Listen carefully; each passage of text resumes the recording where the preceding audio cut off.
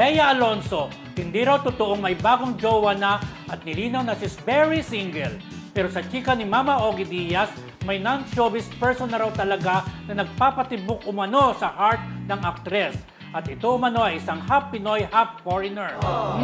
Anong sa inyo dyan, mga friendship? Pero sa totoo lang hindi dahil kaibigan natin si Ogie Diaz, di ba? Pero minsan siya, yung mga kinukwento niya, binabalita niya, totoo naman, di ba? Pero hindi naman niya kino-confirm. Hindi niya naman pero eto, kung coming mismo na sa kay Bea, yun ang paniniwalaan din natin. Single siya, diba? Kung single. Pero pag lumabas yung totoo, yung kay Papa O, ayan, baka sasabihin, babalikan ka. Ayan, pa-dinay-dinay pa, di ba? Pero friendship, natin na lang.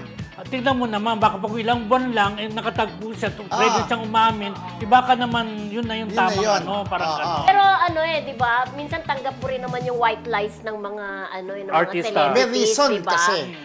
Pwede, hindi lang si Bea, yung iba sisinungaling just because ayaw nilang magulo.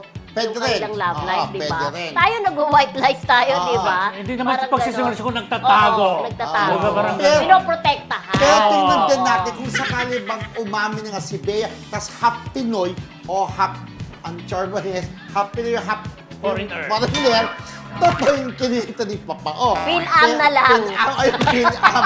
Pero kung hindi, tatang gwapo lang, moreno, hindi totoo. Pero totoo yung person, sabi mo, pagka dumating time na ready na siya umami, yun na yun, Wow. di ba?